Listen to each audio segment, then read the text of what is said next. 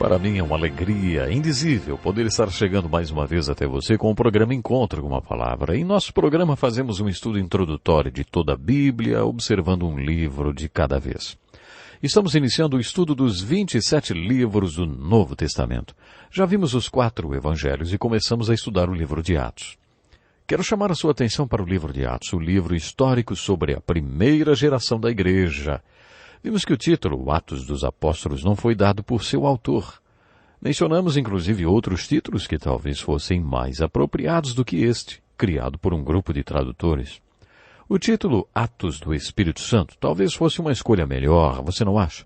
Ou então, Atos do Cristo Ressurreto, já que os atos do povo e dos apóstolos foram todos feitos pelo Espírito Santo e pelo poder do Cristo ressuscitado agindo através deles. Há ainda outro título possível para o livro de Atos, Padrões do Pentecostes. Eu gosto desse título porque este livro tem tudo a ver com o Pentecostes. No último programa vimos a relação do Pentecostes com o propósito da igreja. Esse propósito era a grande comissão, tema que encerrou os 4 evangelhos e que iniciou o livro de Atos. Esse assunto começou a ser tratado no 2º capítulo com o Pentecostes e continuou por todo o livro de Atos. Guarde bem isso. Este Pentecostes foi irradiando de um ponto para outros maiores, como uma pedrinha que, quando jogada na água, inicia a formação de outros círculos. Os outros Pentecostes no livro de Atos estão sempre relacionados à disseminação do Evangelho ou com a implementação da grande comissão. Qual é a grande comissão? Vão e façam discípulos. Comecem por Jerusalém e depois vão para a Judéia e Samaria e para todas as nações até que vocês tenham feito discípulos em todo o mundo. O dia do Pentecostes ficou marcado como o dia em que eles começaram a fazer discípulos em Jerusalém. Depois eles foram para Samaria e houve outro Pentecostes. Quando eles penetraram no mundo gentil, no capítulo 10 de Atos, houve outro. Quando Pedro foi para a casa de Cornélio, o oficial romano, houve outro Pentecostes. No capítulo 19, quando eles foram para Éfeso, na Ásia, e começaram a alcançar partes mais distantes do mundo, houve mais um Pentecostes. Sempre que o Evangelho é pregado, é necessária uma intervenção divina. Quando o Evangelho chegou na Europa, capítulo 16 de Atos, observamos que houve uma intervenção divina. Paulo também foi marcado pelo chamado para a Macedônia, ou visão macedônica.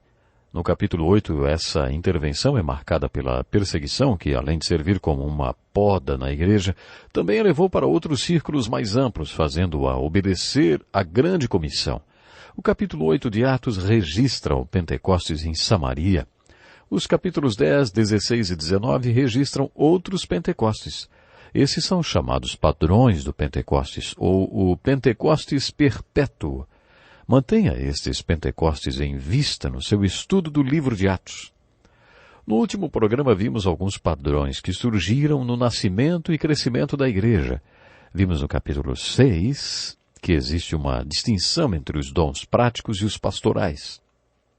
As pessoas que tinham os dons pastorais, as Marias, disseram para as que tinham os dons práticos, as Martas: vocês cuidam da administração da igreja e nós nos dedicaremos à oração e ao ministério da palavra.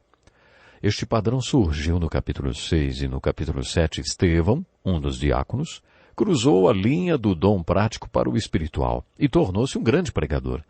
Observamos a mesma coisa no capítulo 8. Outro diácono, chamado Filipe, também cruzou a linha do dom pastoral e se tornou um grande evangelista em Samaria. Sempre que estivermos estudando um texto histórico da Bíblia, quer no Novo ou no Velho Testamento, devemos nos lembrar do que o apóstolo Paulo nos disse. Essas coisas aconteceram a eles como exemplos e foram escritas como advertências para nós, sobre quem tem chegado o fim dos tempos. Encontramos vários exemplos muito bonitos no livro de Atos. Também encontramos advertências e avisos, mas principalmente exemplos. Estevão e a pregação que lhe custou a vida, certamente é um desses grandes exemplos. Aparentemente, ele era um homem de negócios e por isso se adequou muito bem ao serviço de administração da igreja. Também observamos que ele passou da área prática e administrativa para a pastoral, o que sugere que ele foi aprovado na área prática e que depois prosseguiu para o ministério e para os dons pastorais. As Escrituras nos ensinam um princípio muito importante referente à liderança. Vamos esperar que eles sejam provados. Mas como é que se prova um líder, hein? Ele foi provado na área prática, em atividades como recepção de visitantes, coordenação do sistema de som, estacionamento da igreja, esse tipo de coisa. E se a pessoa se mostra fiel e responsável nessas questões tão corriqueiras, pode ser então que outros dons sejam reconhecidos e que essa pessoa passe para a área dos dons pastorais. Por isso, pode ser que Estevão tenha primeiro se mostrado fiel como diácono e depois tenha passado para a área pastoral. O padrão de dom de Estevão é, sem dúvida alguma, pentecostal. Gosto de usar esta palavra. Acho que a palavra pentecostal é uma palavra bonita. Ela traz implícito que a pessoa é espiritual, com os poderes do Espírito sobre o seu ministério. O Espírito Santo, como já vimos, trabalha em nós. E a prova disso é o chamado fruto do Espírito. Mas também existe o trabalho do Espírito sobre nós, sua unção capacitadora, que está associada com o ministério dos dons espirituais. É claro que Estevão foi um homem pentecostal. A prova disso está no sermão que ele pregou com o poder e a unção do Espírito Santo. No capítulo 7, vemos que Estevão se tornou um grande pregador. Seu sermão foi longo de quase 60 versículos. É fascinante ser pregador da palavra de Deus. Faz 40 anos que estou tentando aprender mais sobre o fenômeno da pregação. Às vezes pode ser assustador. Pregar não é simplesmente uma questão de conhecimento de hermenêutica, da ciência de extrair sermões da Bíblia. Nem é uma questão de saber se expressar. Para pregar é necessário ter o dom espiritual. E se a pregação não for feita com a unção do Espírito Santo, não é uma pregação verdadeira, como no Novo Testamento, como o Novo Testamento descreve. Uma pregação pentecostal é o único tipo de pregação apresentada no Novo Testamento. A pregação de Estevão é fascinante. Ele fez um apanhado dos 39 livros do Velho Testamento num único sermão. No estudo que fazemos no Encontro com a Palavra, foram necessários 180 programas de 15 minutos cada para trazer uma introdução do Velho Testamento. Você que tem acompanhado esse estudo sabe como me empenhei para cobrir todas as informações dos 39 livros do Velho Testamento. Mas Estevão sintetizou esplendidamente as Escrituras num único sermão. Ele conseguiu resumir de maneira concisa e clara, abordando as questões principais num único sermão. Eu precisei de 180 sermões de 15 minutos cada para resumir o Velho Testamento. E Estevão precisou apenas de um sermão de mais ou menos 20 minutos para fazer a mesma coisa. Ele começou seu sermão com Abraão, mencionou Isaac e Jacó, falou sobre o ministério de José, abordou também o ministério de Moisés, Josué, Davi e Salomão, até o cativeiro babilônico. Em apenas um sermão, ele relatou toda a história dos hebreus. O propósito do sermão de Estevão não era evangelístico, apesar de, como veremos, ter dado muitos frutos. Estevão quis dizer aos líderes religiosos que eles tinham rejeitado a graça, o amor e a salvação de Deus. Que eles tinham rejeitado tudo de bom que Deus tinha preparado para eles. O ápice dessa rejeição foi a rejeição do Messias. Era isso que aqueles líderes estavam fazendo naquele momento. Eles estavam prontos para apedrejar Estevão por causa da sua pregação sobre a vinda de Jesus Cristo, o Messias. Estevão finalizou sua pregação falando sobre o Êxodo. Ele pregou àquelas pessoas que o Êxodo, o livramento do Egito, tinha sido talvez o maior milagre da história do Velho Testamento e simbolizava a salvação. O Êxodo envolveu o ministério do homem de Deus mais importante da história dos hebreus, Moisés. Estevão conta que Moisés tinha passado 40 anos no palácio de Faraó e depois tinha sido chamado por Deus num arbusto incandescente. Moisés foi comissionado para ser o libertador, o instrumento que traria a libertação do povo de Deus da terra do Egito. A Páscoa dos judeus é uma lembrança importante dessa libertação, assim como a nossa Santa Ceia ou Eucaristia também surgiu como lembrança da nossa libertação. A essência da revelação judaico-cristã da verdade está inserida no Êxodo. Junto com a libertação, Moisés recebeu a lei de Deus registrada nos 5 primeiros livros da Bíblia e sintetizada nos 10 mandamentos. Conforme Estevão contava e relembrava ao povo toda a história dos hebreus, ele batia na mesma tecla. Vocês rejeitaram Moisés e a salvação que Deus trouxe através do Êxodo. Vocês queriam voltar para o Egito. Construíram um bezerro de ouro e queriam que ele fosse à frente de vocês de volta para o Egito, como se estivesse dizendo para os pagãos que adoravam o bezerro: esse é o Deus que nos libertou. Vocês rejeitaram a salvação de Deus.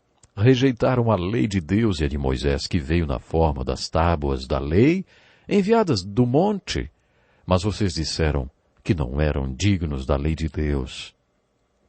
Esse foi o objetivo de Estevão.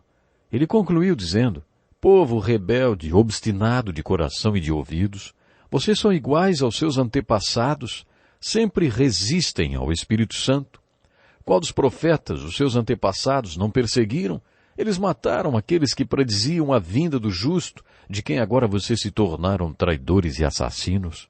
Vocês que receberam a lei por intermédio de anjos, mas não a obedeceram. É fácil imaginar qual foi a reação ao sermão de Estevão. A Bíblia relata que foi assim. Ouvindo isso, ficaram furiosos e rangeram os dentes contra ele. Mas Estevão, cheio do Espírito Santo, levantou os olhos para o céu e viu a glória de Deus e disse: vejo os céus abertos e o Filho do Homem em pé à direita de Deus. Mas eles taparam os ouvidos e, dando fortes gritos, lançaram-se todos juntos contra ele, arrastaram-no para fora da cidade e começaram a apedrejá-lo. As testemunhas deixaram seus mantos aos pés de um jovem chamado Saulo. Estevão conheceu a Deus e a Jesus. Ele os viu. Eu trocaria de lugar com Estevão se fosse para ter a visão de Deus e de Cristo que ele teve. Eu trocaria porque, afinal de contas, é para isso que vale viver. Você só começa a viver depois que conhece Deus e Jesus Cristo. Isso sim é vida. Conhecer Deus e Jesus Cristo como Estevão conheceu. Por isso não lamente por ele. Estevão morreu conforme Deus o conduziu, orando pelo perdão daqueles que estavam tirando sua vida. Foi no apedrejamento de Estevão que tomamos contato pela primeira vez com o maior cristão e profeta de todos os tempos. Que lugar esquisito para se conhecer alguém, não? Mas Estevão passou tudo aquilo porque a graça de Deus estava com ele. Envolvido no seu martírio, havia outro homem que escreveria metade do Novo Testamento, o grande missionário da história da igreja, o maior professor e pregador que já existiu. Ele estava segurando a capa daqueles que apedrejaram Estevão até a morte.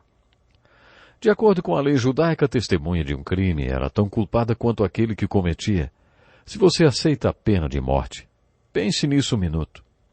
Você acha que seria certo uma pessoa receber a pena de morte porque testemunhou um crime?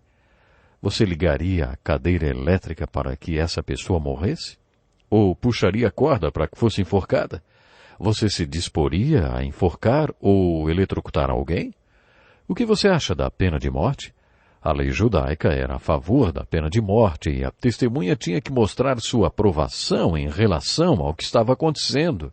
Por isso, Saulo de Tarso, que era membro do Sinédrio e um cidadão romano, mostrou que estava de acordo com a execução de Estevão quando segurou as capas daqueles que, de fato, o estavam assassinando.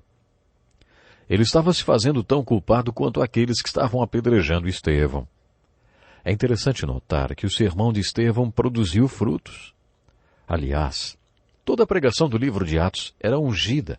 Era uma pregação bíblica que coloca Cristo como centro de tudo. Você pode até se perguntar por que a pregação de Estevão foi tão frutífera assim. No capítulo 22 de Atos, o apóstolo Paulo fez menção ao fato de ter presenciado a morte de Estevão. É claro que a morte e o modo como ele morreu tiveram um grande impacto na vida de Saulo de Tarso. No capítulo 9, lemos sobre sua conversão, sobre a mudança do seu nome.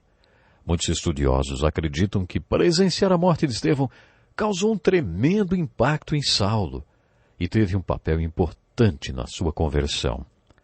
Estevão morreu e não viu os frutos do seu sermão. Ele nem imaginava que seu sermão e a sua morte contribuiriam para a conversão de Saulo de Tarso. Ele morreu sem imaginar que tantas pessoas seriam levadas a Cristo e salvas através de Saulo de Tarso. Estevão não imaginou que tantas igrejas seriam formadas e que o ministério de Paulo, que levaria o Evangelho para todo o mundo, seria um dos frutos de sua vida e de seu ministério. Sem dúvida nenhuma, o ministério e a morte de Estevão tiveram forte influência na vida de Saulo. Uma vez ouvi a história de um homem que tinha a unção para pregar a palavra de Deus. Ele acreditava que recebia a palavra diretamente de Deus e, quando pregava, não bastava falar umas palavrinhas e pronto. Ele tinha que falar aquilo que Deus tinha colocado no seu coração. Um dia, ele teve que pregar numa igrejinha e tinha certeza que Deus tinha colocado no seu coração uma mensagem para os homens daquela igreja. Ele finalizaria o sermão e faria um convite e um apelo para a salvação. Isso aconteceu na Inglaterra. Tinha sido difícil para o pastor chegar à igreja porque tinha nevado muito. Quando ele chegou lá, não tinha quase ninguém, apenas mulheres, mas nenhum homem. O pastor tinha certeza que a mensagem que Deus tinha colocado no seu coração para pregar naquela noite é para que os homens assumissem um compromisso com Deus. A mensagem era que Deus precisava de homens para servi-lo. Mesmo não tendo nenhum homem sentado nos bancos da igreja, aquele pastor não teve a direção do Espírito Santo para mudar a mensagem. O Espírito Santo parecia simplesmente dizer: pregue a mensagem que eu te dei. E assim, obedecendo à voz do Espírito, ele fez sua pregação como que se o templo estivesse cheio de homens. Ele fez inclusive um apelo no final. Pelo que eu saiba, ninguém se manifestou. Mas lá atrás, longe dos olhos de todos, estava um jovenzinho chamado David Livingstone, o organista escalado para tocar naquele culto. Quando ouviu a mensagem, ele se converteu e entregou seu coração a Jesus Cristo. Depois ele foi para a África e se tornou um dos maiores missionários que já pregaram naquele continente. Ele fundou missões para a África e por causa dele milhares e milhares de africanos estão no céu hoje, porque um pregador foi obediente à orientação do Espírito Santo e pregou o sermão feito para homens e fez um convite para um homem, numa reunião em que ele achava só havia mulheres. Apesar do pregador nem ter tomado conhecimento da presença daquele rapazinho franzino tocando órgão, escondido lá atrás, foi aquele rapazinho que entregou o coração para Cristo naquela manhã. O sermão tinha dado frutos e o pregador nem sabia. Aconteceu a mesma coisa com o sermão de Estevão. Até onde ele pôde perceber, os únicos frutos que seu sermão tinha gerado eram aquelas pedras caindo sobre ele. Ele tinha pregado em obediência a Deus. Ele morreu pensando que sua morte era a consequência do seu sermão. Ele estava disposto a entregar sua vida por causa daquele sermão sobre Jesus Cristo. Deus colocou no seu coração fazer aquela pregação, mesmo que isso lhe custasse a vida.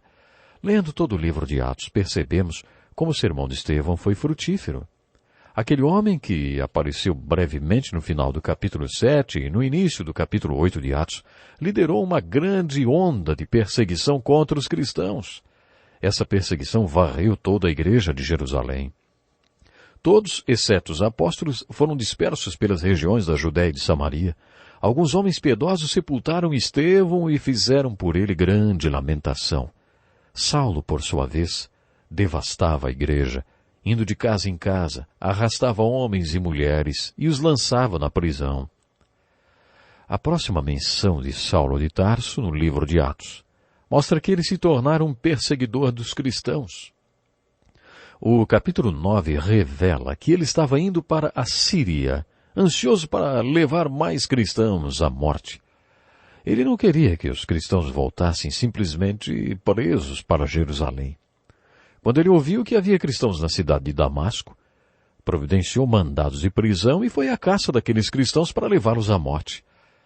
Mas, a caminho da Síria, na estrada de Damasco, ele teve um contato direto com Jesus Cristo ressuscitado e de maneira miraculosa converteu-se.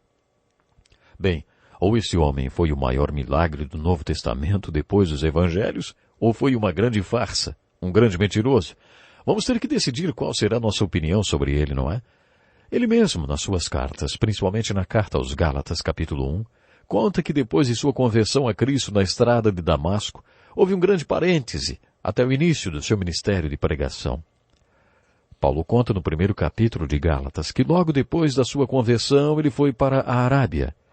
Os estudiosos não têm certeza e discordam quanto à precisão do tempo que ele passou na Arábia. Uns falam que foram 3 anos, outros 4, outros 14 anos. Sabemos que foram no mínimo 3 anos. Paulo passou 3 anos com o Cristo ressuscitado nos desertos da Arábia. Segundo seu próprio relato, Cristo lhe ensinou tudo o que ele escreveu nestas cartas, que compõem metade do Novo Testamento. Paulo conta que depois de 14 anos ele foi para Jerusalém e pela primeira vez em sua vida encontrou os outros apóstolos. Eu sempre me perguntei o que Paulo fez para convencer os outros apóstolos de que era tão cristão quanto eles, ou até mais.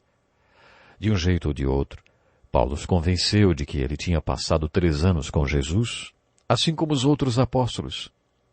É claro que Paulo lhes contou coisas sobre Jesus que só alguém que estivesse estado com ele poderia saber. Depois de lhes contar tudo isso, eles disseram: tudo bem, você vai pregar para o mundo gentil, para os não-judeus, e nós, para os judeus. Parece que foi essa a instrução que Deus lhes deu. Acho tudo isso muito intrigante. Eu não teria feito desse jeito. Paulo era um rabino e tinha todas as credenciais para pregar para os judeus. Ele conhecia todo o Velho Testamento. Era um mestre reconhecido entre os judeus. Eu teria enviado para pregar para os rabinos e enviado os pescadores analfabetos como Pedro, Tiago e João para os gentios. Mas Deus não faz como a gente faria.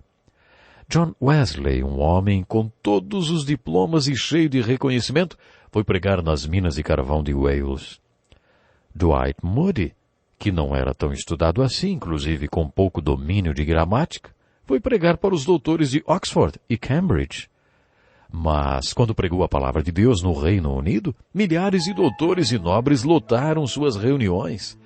Parece que Deus tem prazer em usar gente comum para fazer coisas extraordinárias. Deus mandou um rabino convertido pregar para bárbaros gentios e apóstolos analfabetos para pregar para os rabinos. Muito bem, agora você decide o que acha de Paulo. Se ele foi o maior milagre do Novo Testamento depois dos Evangelhos ou um grande mentiroso. O que você acha?